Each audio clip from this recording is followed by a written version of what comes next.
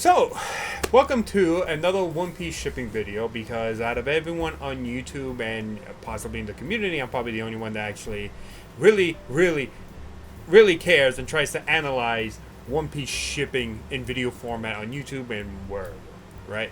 A lot of people tend to do shipping videos just based on like who they think will wind up with the Straw Hats and so on and so forth. But I like to analyze more of how Oda takes a lot of these romantic actual canon pairings in his story and see how he connects them and see patterns, see what makes each romantic pairing that is actually canon in the story similar, and try to pinpoint exactly what characters will end up in the very much same way. So that's why a lot of people probably know that I am a Luffy Nami shipper, right? I like the dynamic. It's a very similar dynamic to many different canon pairings. Right now, we're going through the Elbaf flashback. We're going through Harold's flashback, right? And the romance that Oda has written for Harold resembles a lot to the dynamic that Luffy and Nami have. I know some people do not see it that way. That's perfectly fine. I'm not here to change your mind. But what I want to discuss, and this was a topic that I saw on Twitter that, like, to me always baffled me, and that is that people believe that if Luffy and Nami ever become canon, if Oda decides to actually do like actual romance between the Straw Hats or any character, specifically with Luffy, if Luffy and Nami became canon, it will be forced. To me, I think the argument of it being forced is a very weak argument. And the reason why is because you're basically saying that the female character that's the most closest to Luffy, who has been on this journey with him since almost the very beginning, suddenly having all their moments together throughout the story, all of a sudden it means nothing, right? If he decides to make them canon, that despite all their moments, despite a very similar dynamic that Luffy and Nami have to other canon pairings, like Harold and Ida, Oda and Toki, and so on, it will be the most forced ship in the world, or in the story of One Piece. That would be the most forced ship.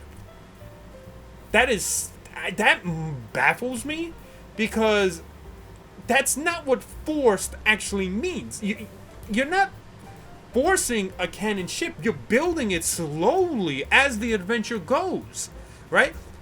I think it comes from the idea that people do not see their moments as romantic. And look, I get it that many of the moments probably, for many people, aren't viewed as romantic, but just, friends helping friends along, right? I made a video a couple months back talking about how, like, Oda's writing, in terms of the way he handles Luffy and Nami's dynamic, can be viewed as friendship, but it gives him leeway to allow himself a romantic route if he decides to do so. Some people do not see it that way, right? It's probably my own bias, but that is not forced. Oda is slowly building that possibility. So if it does become canon, that's not forcing a ship. No, that's not what forced means. Forced will be a very similar situation where Luffy meets this girl, and, several chapters later, they wind up, together. That is forced. Oda absolutely just going past like any sort of emotional development at all between these two characters, that is forcing a romance. There's nothing there. You didn't see anything. All of it is just away from the actual story. That is what forcing a relationship is. So this idea that Luffy and Nami would be a forced relationship, that's not what that means at all. I'm not saying Luffy and Nami is going to become canon, but the way the story is written, the way the dynamic is, the patterns that myself and other, Luffy and Nami shippers have seen, that's not going to force Luffy and Nami into a relationship. That's years of build-up, these small moments that could lead to that specific point, right? And the reason why I think force is such a goddamn bad word, or just terrible argument to make, is that a lot of people do this thing, whether it's power scalers, whether it's a gender piece, or standing a character. They will take the smallest fucking thing and connect that to a power up, or why this character can beat this character. The smallest thing, right? An example of this is literally in one of the color spreads. There was a book that had a misspelling, COC book, and people connected it straight to Sanji having Conqueror's Haki, right? This is an example. That's what I mean. Like, you taking that color spread, that little book, that little spelling mistake, and connecting it to Sanji's possibility of getting Conquerors. Yet, when we as shippers pinpoint different moments, the dynamic towards a possibility that could lead to a romance, all of a sudden it's disregarded. It is forced. The book and Sanji's COC, that is a forced evidence. That is a forced moment of like people trying to force something into a character that just currently isn't there yet. Like, I personally believe Sanji will get Conquerors, right? But that's what I mean when I say forced. You're forcing yourself to believe, or finding some sort of weird evidence that turned out to just be a spelling mistake. Yet the dynamic between Luffy and Nami throughout the story are like perfect little moments, perfect sparks that could lead to a romantic route if Oda decides to do so. Now, another way a relationship can be forced is, I'll give an example for Luffy Hancock, for example, right?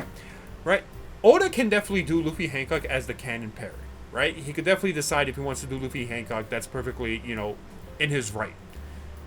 But he shouldn't, and it wouldn't, and would be more forced if he does so without that growth, without that closeness, that emotional bond that will take their relationship to the next level.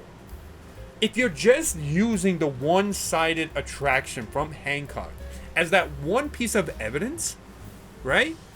Or, not giving them the opportunity, not giving them those moments where they can discuss or have that emotional growth together at all, and you don't see it, and then all of a sudden Oda makes them canon, that is more forced. That is more forced because all you're relying on is that crush. There's multiple other reasons why Luffy and Hancock could become a canon pair. But if you're just using it as that, if you're not allowing them that emotional growth, and we're not seeing that, we're literally not getting that time where they're spending to get time together, where they're spending moments where they can get close and eventually fall in love. That is more forced. That absolutely is more forced in forcing Luffy into a relationship that he rejected. You cannot rely on that. That's literally spoon feeding you. That's what it is. But Oda's writing has always been something way more than just spoon feeding it to us. He is very delicate in character relationships. He's very delicate in character emotions. Luffy is one of the most emotional, intelligent characters in the world. Right? If he says something, he's very blunt about it. It's not a mystery or trying to figure out what Luffy is thinking. He's very blunt, which is why we never see or hear Luffy think, because he says what he means out in the open. So when Luffy says no, he doesn't want to get married, when Hancock, asks him, he's blunt about it. He says, no, I don't want to get married. Right? That is Luffy being blunt. So if Oda essentially doesn't provide some sort of more depth into their relationship, into their, character relationship on an emotional level, it doesn't work. One way that he could have done it, in my personal opinion, is if during the moment where Luffy is having a breakdown after Ace died, Hancock could have been there. Oda could have used Hancock as that emotional anchor, that person to make Luffy realize he has, his friends. But he didn't. It was Jinbei. That moment, if it was Hancock, would have been like, oh, okay, so Oda really is going for that. There is that trope where the female character goes to the male character when he's in his weakest moment, and is providing comfort, that emotional anchor. But that's not what happened. It was Jinbei who did it. And then in the same scope, around that same thing, you literally have Nami wanting to reach to Luffy to go and make sure she's there before he completely breaks down. You have these polar opposite reactions. Hancock wants to help Luffy, but she doesn't know how. There's no emotional connection that she has or way to help Luffy, right? But Nami knows. And the reason why Nami would know what to do in that situation, because she literally went through the same thing. Her mother died right in front of her, the same way Ace died in front of Luffy. Nami would have been more, the better person to connect to Luffy emotionally before he breaks down, to get him out of that mental breakdown, because she has that connection, that emotional depth and growth. Hancock doesn't necessarily have that, or we haven't seen anything from Oda's writing around her to provide that for Luffy.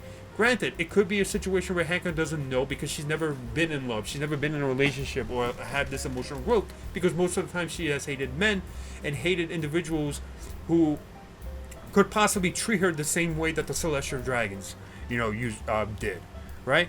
There's that aspect of Hancock's character. But Oda could have had that opportunity to allow her to grow and allow her to get closer to Luffy in that way.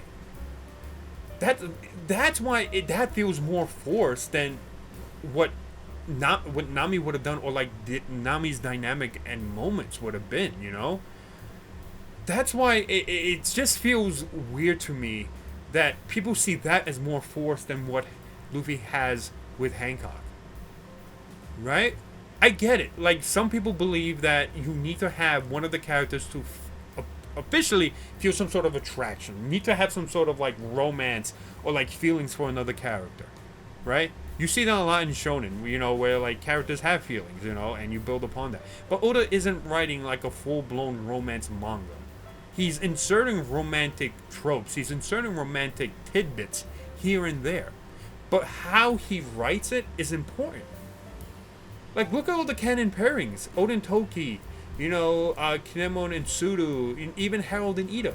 There's that emotional growth, that emotional connection that they have with the time spent together. Like, they're knowing each other more. They're getting more they're connecting more emotionally. That is how Oda views romance and how he views his writing of romance. That's his version of how he wants romance to be depicted. And it fits more Luffy Nami. Which is why, to me, it doesn't feel forced. And it's so weird that so many people think that's forced. All because Luffy and Nami don't necessarily have those moments of, like, full-blown romantic feelings or attraction whatsoever. Right? We've seen Nami blush, around Luffy. We've seen, Luffy react to Nami's naked body. Right?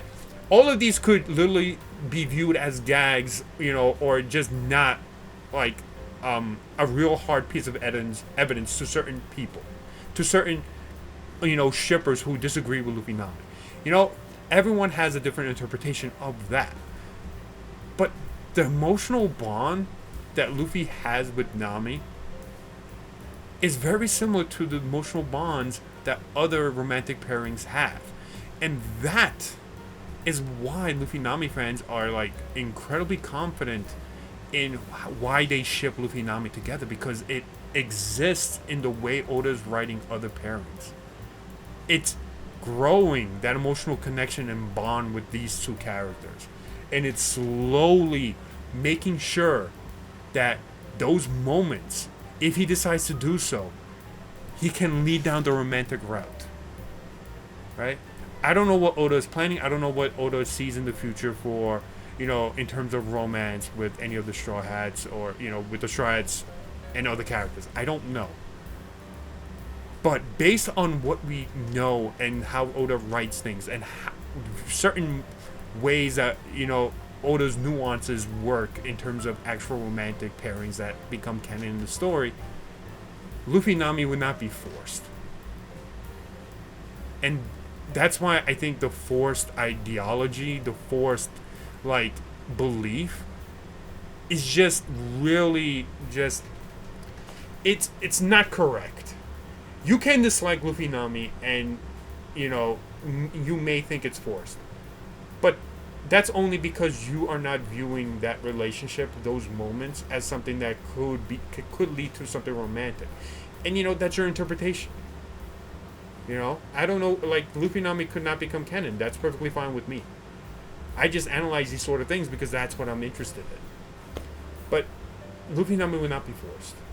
And I think that ideology, that idea that they will be forced, is just, it's sort of ridiculous when you really think about, like, every other character or female character that Luffy has been involved with. He literally has the most emotional bond and growth with Nami. But let me know what you think. I just personally think that the idea of their forced relationship is just a whole lot of just a really bad narrative, because people are viewing romance in a very similar way they probably view shonen battles. They have to see things, personally right in front of them through the images instead of the connection and the dialogue that exists within those moments. And you can definitely view it that way. It's just unfair to shippers who actually care about the dynamic itself and the emotional connection. And we care more about the nuances than just what is right in our face. And again, I could be wrong. At the end of the day, I could be wrong and Oda doesn't do anything. That's perfectly fine with me.